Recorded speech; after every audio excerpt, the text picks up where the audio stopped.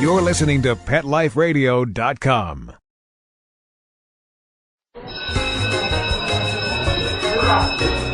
Okay, class, take your seats. I said take your seats. Class, sit. Shh. I swear you're all acting like a bunch of animals.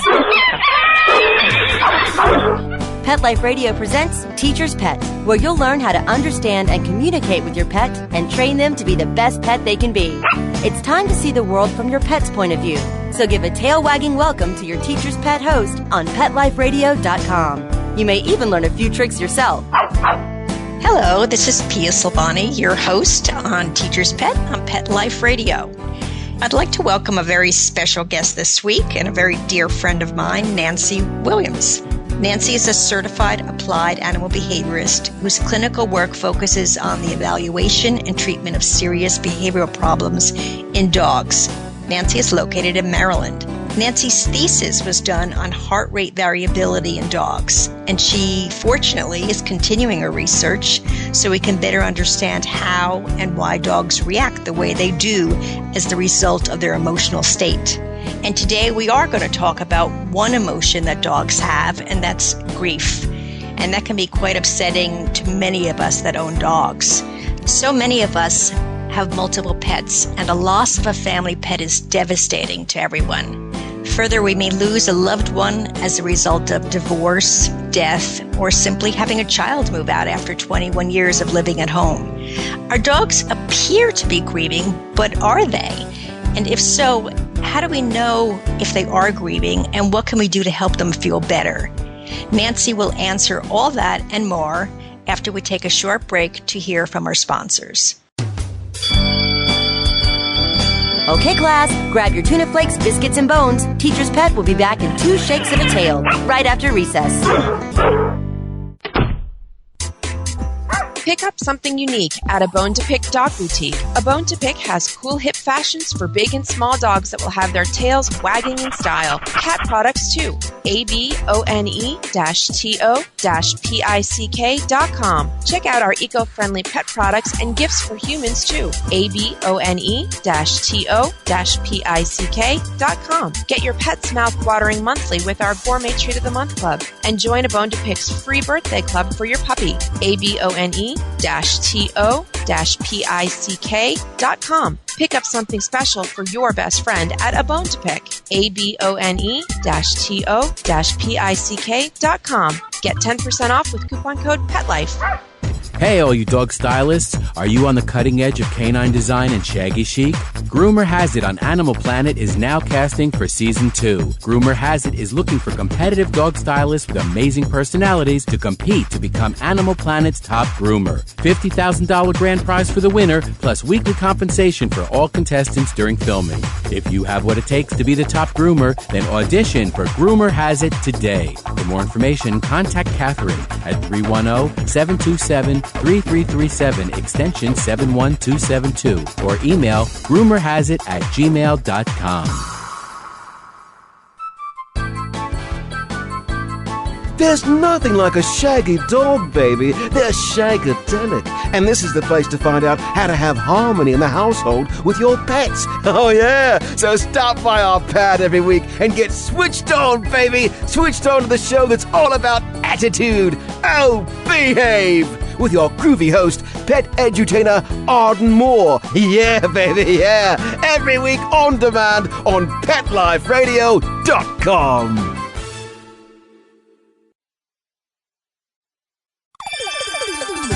Let's Talk Pets on PetLifeRadio.com.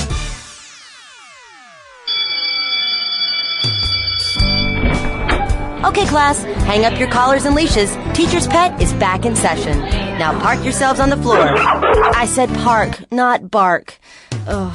Okay, Teacher's Pet. Pay attention, there may be a quiz later. Welcome back. This is Pia Silvani, host of Teacher's Pet on Pet Life Radio. I'd like to welcome a very special guest this week and a very dear friend of mine, Nancy Williams. Hi, Nancy. Thanks for joining us. Hi, Pia. I'm thrilled to be here with this topic. Yeah, I know that you are one of the experts in this, and I'm really looking forward to talking to you about it. I know our audience will love it. This topic is so important and so upsetting at the same time. There's nothing worse than seeing our best friend sad. But do dogs mourn the loss of a canine companion? And if so, how do we know? Well, these are really good questions, Pia, that we look to ourselves for answers continuously. It does appear that a number of dogs experience significant anxiety and become depressed after another dog dies. You and I have both heard many clients tell us that the dog seems to be very sad, and some are longer than others. Some of them are a few days or a few weeks. And some of them of most interest to us is the dogs didn't even appear to be that attached to the other dog, and they appear sad when they're gone.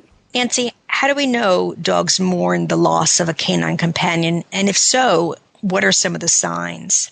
I think that we do, Pia. I think that I saw it in our own home when we lost our 16-beloved-year-old dog, Josie, and our 18-year-old dog, Alex. They didn't even have many interactions at all. But when we lost little Josie, Alex seemed lost. And what we think this might be due to is not only our significant reactions at being sad, but the change in routine that they experience.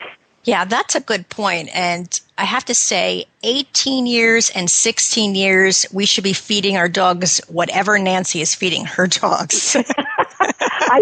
And Pia, you brought up an important point. Yes, I must say we are definitely those pet owners that do everything for our pets, as I see more and more people do. And we weren't faced with such extended lifetimes before. We weren't talking about 16 and 20-year-old dogs, but now it's becoming more and more common. I know I lost my golden retriever when she was 15, so that is unusual. It is. It's becoming more common, though, and that's why I think this topic is becoming of increasing importance. Right. Do dogs mourn the loss of a human companion? Well, I find that particularly interesting. We have to say through critical thinking skills that, of course, they would mourn the loss of their own type, their own species, and their human companions as much as each other. In fact, one of my favorite stories in the world that I'm sure everybody's familiar with is the dog named Greyfriars Bobby. If people remember, there was a movie made about this dog. He was the constant companion of a night watchman in Scotland for years, and when his master died, Bobby laid 14 years on his master's grave, and I'll never get over such devotion. Oh, my. And you say that was a movie? They made a movie. I think it was a Walt Disney movie. And in addition, the town of Edinburgh, Scotland, built a granite effigy of the dog. They also made a fountain in honor of the devotion that he showed to his master. A human should show such devotion, shouldn't we? Yes, that's absolutely true. Gosh, I hope I never see that, because that would be a real tearjerker. Yes, it would. You don't want to see it. It's not something we recommend unless you bring a lot of Kleenex. Right. Well, have there been studies done on this topic? And if so, what are some of the signs owners may notice? And if they notice it, is there a place where they can seek professional help? These are some of the questions we answer as behaviorists. And the first thing we try and tell owners is that look for any change in their dog's behavior. And the first thing we want to do is make sure this change isn't due to a medical problem. The second most likely cause, if the medical problem is ruled out by a visit to your veterinarian, the dog may be sad. There is one study that the American Society for the Prevention of Cruelty to Animals did, Pia, and they did the Companion Animal Mourning Project in 1996. And they found out a number of interesting changes that the dogs might show. And what are they? These changes were vacillated from just being quiet and more affectionate and clingy with their caregivers, which is their owners. Over 50% of the dogs wanted to be with the people more, but then some of the dogs wanted to hide and distance themselves from the family. The other things that they reported in this study done by the society was that the dogs either decreased their vocalization, such as barking or whining, or they increased. Now, I don't think anyone complained about the decrease in whining or barking, but I do think they found it distressing if there was an increase. Do you think possibly, too, that the dog could be feeding off of our grief as well? They absolutely could, because we have to remember how devastated we are when we lose our friends. I mean, a lot of these dogs were so distressed that it just happens that they even noticed a decreased appetite in also about the same number of dogs, and that they weren't interested in their daily activity. But couldn't we claim the same about us? That's true. That's a great point. When you think about it from a humanistic standpoint, when we feel depressed or unhappy, it might be difficult to get out of bed. We might skip the gym, but we feel like the pet just needs to move on. We want them to feel better because we're upset. And the more upset the pet is, what we get, as you and I so well know, the more upset the owner gets.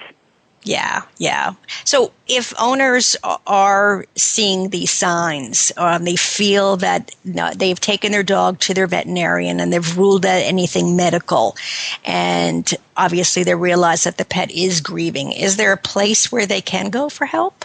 You know, Pia, this is very interesting because we have so many sources for humans that have lost a family member, but less sources and less people that understand when we lose a pet.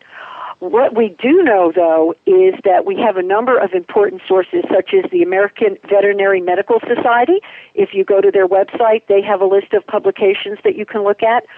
There's another one called the Delta Society, that's DELTA.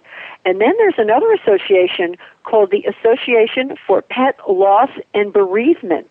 Great. So this can at least give them some articles to read and give them a little bit more help. Yes, there's a number of articles there. There's also a book website, if you would like that. Sure. There's a book website called, it's Direct Book Service, and the website is D as in dog, G as in go, C as in cat, T as in Tom book at cascade.net, and they have quite a number of good books that can help people get through this very difficult process. What do you suggest your clients to do if they feel that their dog is grieving through this difficult time? What can they do to help them? There's a lot we can do. As hard as it is for us, the one thing we talk about is how to have the owner sometimes not do what feels right, which is comfort the pet and be more clingy with the dog. And that's the hardest thing for us not to do, isn't it? Oh, it definitely is. Yes, absolutely. You don't feel well, and then we have to ask the owners to remain as normal as possible. And there's a list of things I give them to do that have worked in the most serious cases. And the first thing, if it's only been a few weeks, do give the time a dog to adjust and try and act normal, which is very hard. Try and keep your feeding times the same, your walking times the same. Try and encourage the dog to get out even though he doesn't want to go out. If the veterinarian's cleared the dog, Pia, what we've had is the owners break down, talk to their vet about a different diet, and try and tempt the dog with some really special food.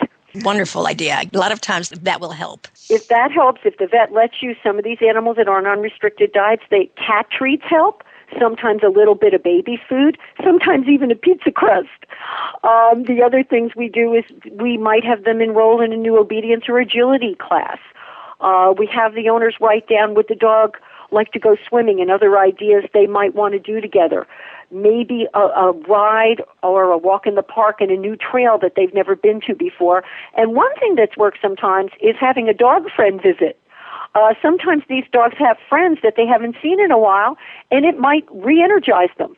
I think that's a great key and a good point that you make. And I know that you and I, as dog trainers ourselves, we do develop individual bonds with our dogs, but many times people with multiple pets, they really get a dog for the dog per se, and what happens is they don't have that individual time, so the dog is really not used to being with the owner without the other dog present. So I think that can almost make it worse when one dog passes. Do you agree?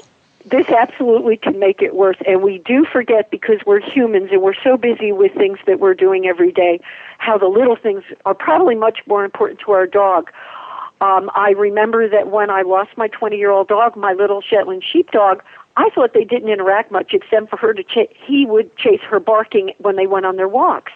For the first few weeks after we lost her, he just plodded along, Pia. It was so sad. He didn't know what to do. Now, unfortunately, he's changed that into barking at me as I walk. So you see, he was just going to replace that behavior with another behavior. Right. But and that's another topic. We don't care since he seems happier. Nancy, have you seen cases where the dog appears to be sad after the death of another dog, but maybe then again, perhaps it's not grief? Actually, yes, those are the cases that I see mostly from veterinarians, what happens is I speak with many clients on the phone, Pia, and they don't really need an appointment. I just give them some ideas. We talk about it. We give them some phone advice. And these are the cases where they call you and the dog has been sad for a few days or perhaps up to 2 weeks. The cases that become of more concern are when an owner calls and they've been to the veterinarian sometimes several times, and it's going on 2 to 3 months. And not only is the dog not recovering, the dog is getting worse. These are the cases of most concern and the kind that I will see that we're not sure when we start. Is it a behavior change due to grief, or is there something underlying this that's a little bit more serious? Interesting. And what have you seen in those particular cases? In these cases, we've had several types of cases. The first one was one I remember well, was a Great Pyrenees named Annie. And she was very large, and she lost her even larger friend, a male Great Pyrenees. What happened was, over a 3-month period, Annie had lost 15 pounds. Now, Annie was a big girl at 100 pounds, but this made her quite thin. But when we did a very careful assessment, we found out that what happened was the owner was so overwhelmed with taking care of the older dog that had medical problems that she forgot to tell the veterinarian that Annie had been very sad and depressed for several months before she lost the other dog. When I saw the dog, not only was Annie very depressed and hardly moved, which was very true, Pia, Annie scratched almost continuously. And what happened was, because the owner was so upset, she hadn't very well conveyed to the veterinarian that this dog scratched all the time, even all night long, that they had not found out yet that the dog had an underlying serious infestation of a parasite that the dog had picked up in the woods. As soon as we treated that, Pia, the problem was over and the grief went away. Yeah, so the key here really is make sure if it lasts longer than 2 weeks, a trip to the vet is necessary. Absolutely, absolutely. And if the conditions are serious, such as the dog is not eating at all or vomiting or having any other signs, then we need to see the vet right away, because actually we've had those cases where the passing of the other dog is coincidental and the other dog just was sick. So we can't assume anything, can we? No, we really can't. Hang on, Nancy. What we're going to do is we're going to talk about a topic that goes along with this, which is euthanasia, right after we come back from a message from our sponsors. So don't go away. Okay, class, grab your tuna flakes, biscuits, and bones. Teacher's Pet will be back in 2 shakes of a tail, right after recess.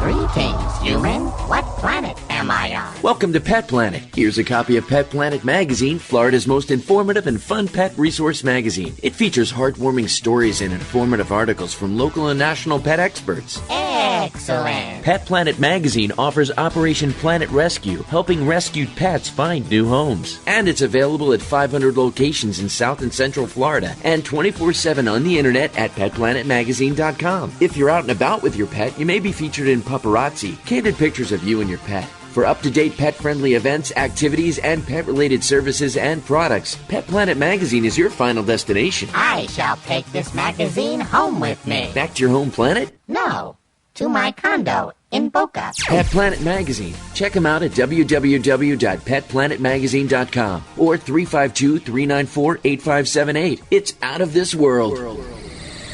Fluff your feathers, roll out your tongue, shine your fins, snap on your leashes, and grab your human. It's the Louisville Pet Lovers Expo. 2 full days of pet-tastic fun that no pet lover should miss. Join us for shopping, the Barks and Couture Fashion Show, Dream Pet Wedding, Ultimate Pet Makeover, Pet Communicator, Rescue Me Pet Adoption, Service Dog Demonstration, and tons of fun contests. Bring your pets and join us at the Louisville Pet Lovers Expo, Saturday, September 27th and Sunday, September 28th at the Kentucky Expo Center. For more information, go to LouisvillePetExpo.com. Having a rough day? Longing for the dog days of summer? Think your fun furry friend lives a dog's life? Well, find out everything you're begging to know as Pet Life Radio presents It's a Doggy Dog World with pet expert and award-winning author Liz Palika. Every dog has his day, and you'll find out how to make your dog's day fun and rewarding every week on demand, only on PetLifeRadio.com.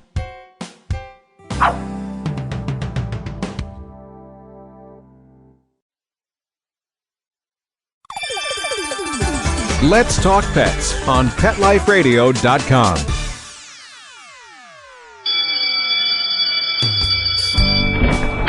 Okay, class, hang up your collars and leashes. Teacher's Pet is back in session. Now park yourselves on the floor. I said park, not bark. Ugh. Okay, Teacher's Pet. Pay attention. There may be a quiz later. Welcome back to Teacher's Pet on Pet Life Radio. This is Pia Silvani, your host, and joining us is Nancy Williams, certified applied animal behaviorist with a practice in Maryland. Nancy was also a veterinary technician for many years and unfortunately had to deal with euthanizing elderly or sick dogs all of the time. I'd like to ask you a few questions, Nancy, on this topic, since so many people are concerned about this. And when the decision has to be made, we always second guess ourselves and we wonder if we're really doing the right thing. So my first question to you is a question that people routinely ask me, and that's whether or not their other dog should be present during or possibly immediately after euthanasia of its housemate. And what are your thoughts on this? Why or why not? P, I've also been asked that, and I think that the short answer is this is a very personal decision, and I'd like to share with them some information that they could decide on how they'd like to handle it. I think it is based on them knowing their pets, both of them, don't you?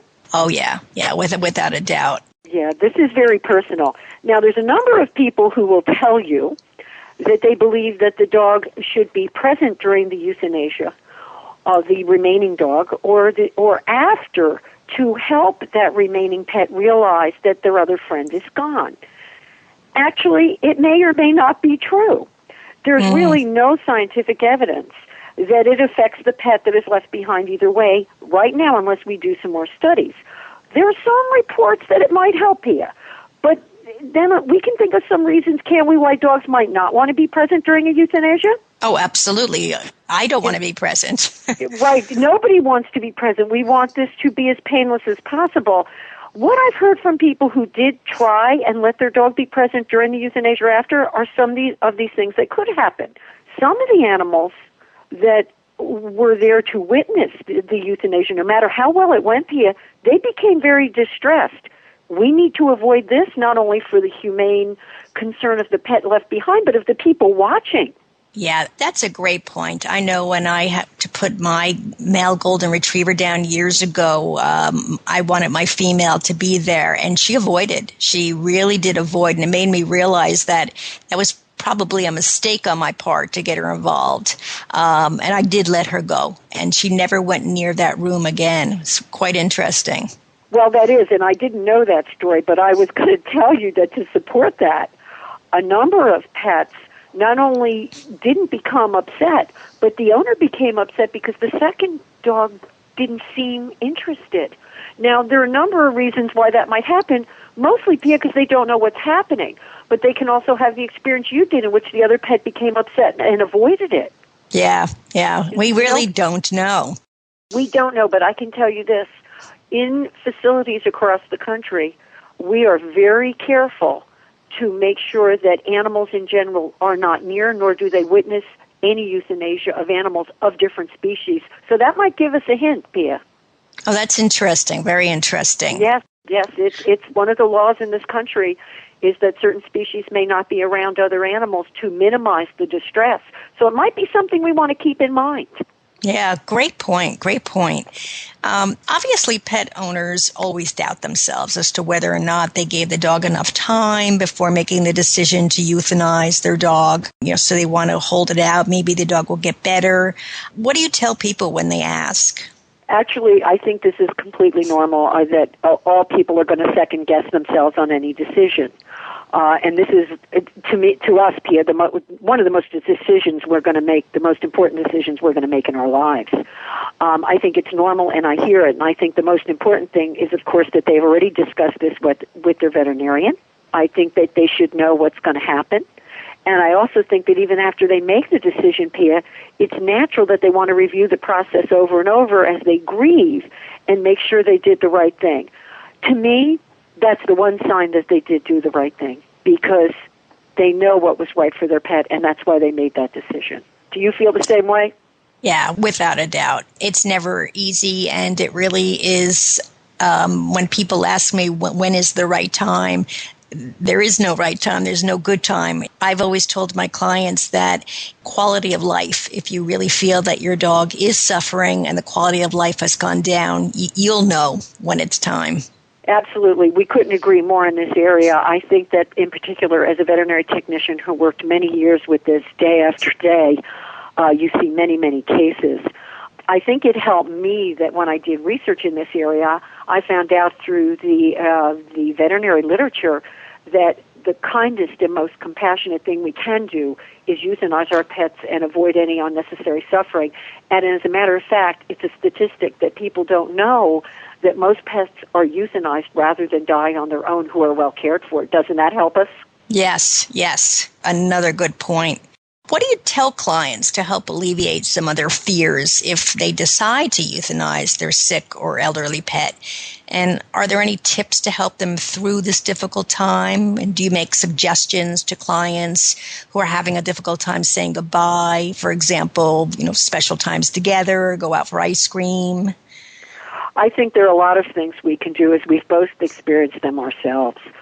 I think we talk about that they've discussed with their veterinarian that they've done everything possible to find out what's wrong with their pet and find out if it's reasonable to continue.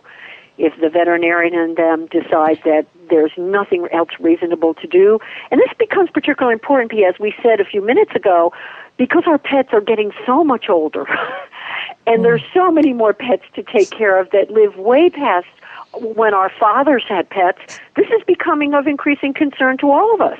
Yes, absolutely. And it's not easy to watch your friend. I shouldn't say that. I was going to say it's not easy watching a pet get old, but I have to say I love an elderly dog. There's something about an elderly dog that you just feel you want to care for and just give everything that you have. That's interesting. I, in particular, love when someone will bring a behaviorist such as you or I, a 13-year-old dog, Pia? A 15-year-old dog? Because they know that they're still worth every moment in making their life better. Isn't that wonderful? It is. And recently in one of our classes, we had a 13-year-old dog who won the quickest recall contest. Well, he was in good shape. Yes, absolutely. So just because they're getting old doesn't mean they should stop living. Nancy, what should we let people know who are considering a puppy or another dog so that the house is not, quote unquote, empty when the older dog dies? This we are asked all the time, Pia, and this is a really important consideration. There's two wonderful sides to that coin. Unfortunately, you and I have both seen too many cases in which, because of the wonderful medical care we have now, people get a puppy because they think the elder dog is going to go soon, and then it doesn't for years. And now we have a young puppy pestering the older dog who doesn't feel too well, and sometimes the older dog gets more miserable rather than happy. I compare that with my mother just turned 90, and I tell clients I would never get a toddler and give it to my mother just so she felt better. I don't think that you'd feel better taking care of a toddler. No, that's a very good analogy. But what does work out is something that can happen is if you carefully select a second dog, maybe an older dog sometimes, Pia, who you know gets along well with other dogs and isn't a puppy because you don't quite know what's going to happen. And like you said with your mother, we're not going to match activity levels. Sometimes this can work really well. I actually guessed right, and when I got my rescue Shetland sheepdog, I picked him because he was relatively benign and he didn't have too much pestering of dogs. He enriched the end of my older dog's life, the last 5 years of her life when she was 15 to 20, as you couldn't believe. She followed him around. He never pestered her, and as I told you, the worst he did was bark in her ear. But since she was going deaf, I don't think he bothered her that much. Well, that's a great way to end a sad topic, but one that definitely needs to be talked about, Nancy. And I really would like to thank you for joining us. Next week, everybody, don't forget, training in the real world. Don't forget to bring your dog, a tug toy, and a bag of treats. We'll be working on getting your dog to hold a reliable state regardless of where he is or what is going on around him, and much more. A special thanks to our producers for making the show happen. If you would like a transcript of the show or any other shows on Pet Life Radio Network, please go to petliferadio.com and click on Teacher's Pet. Also, if you have any questions, comments, or further ideas that you would like to hear on the show, please email me at PIA at petliferadio.com. Until next time, this is Pia signing off. I want to give a special thank you to Nancy and a special thank you to all of you for your interest in Pet Life Radio. Bye-bye. School's in session on Pet Life Radio with Teacher's Pet. Learn how to communicate with your pet, train your pet, and see the world from your pet's point of view. You may even learn a few tricks yourself. Teacher's Pet, only on PetLifeRadio.com.